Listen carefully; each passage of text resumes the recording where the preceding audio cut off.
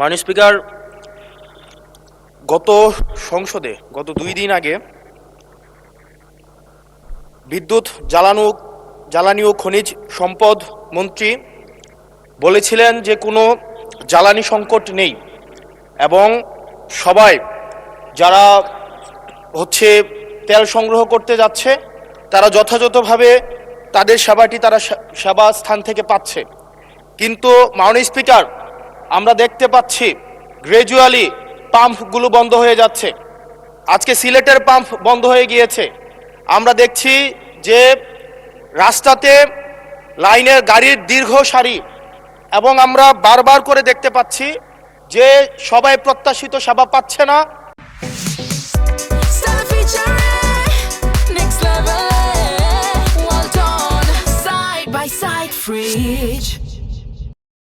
এবং কিন্তু দুঃখজনক বিষয়, সরকার এই বিষয়টি এড়িয়ে যাচ্ছে এবং মন্ত্রী এই প্রবলেমটি অ্যাকনোলেজ করার পরিবর্তে মন্ত্রী আগের মতো আমরা যেভাবে অ্যাভয়েড অফ প্রবলেম মাননীয় সদস্য প্রবলেম যেভাবে আমরা অ্যাভয়েড করে যেতাম, মন্ত্রীদের মধ্যে এক ধরনের প্রবণতা দেখা যাচ্ছে যে তারা প্রবলেম অ্যাভয়েড করছে।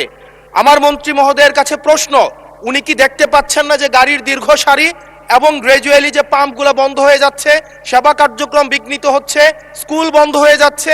সেই জায়গাতে উনি কবে নাগাদ এই সমস্যাগুলোর যথাযথভাবে উনি সমাধান দিবে এবং উনি প্রবলেমটি অ্যাকনোলেজ করবেন কিনা? ধন্যবাদ মাননীয় স্পিকার। মাননীয় মন্ত্রী।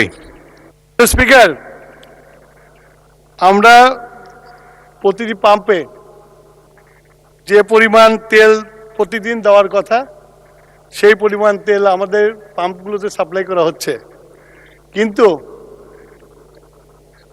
ইরান ঘটনার পর থেকে হঠাৎ করে বিক্রি বেড়ে গেছে। বিক্রি বাড়া যাওয়ার ফলে যে পেট্রোল পাম্পে যে পরিমাণে তেল দিতাম 1 দিন 1.5 দিন লাগতো বিক্রি করতে, এখন 2 ঘন্টায় শেষ হয়ে যায়। সেই জন্য আপনার মানুষের যে প্যানিক বাইংটা শুরু হয়েছে, লাইন দেখা যায় কিন্তু পেট্রোল সাপ্লাই হয় না, এটা ঠিক না। পেট্রোল প্রতিদিন সাপ্লাই করা হয়। ধন্যবাদ মাননীয় স্পিকার।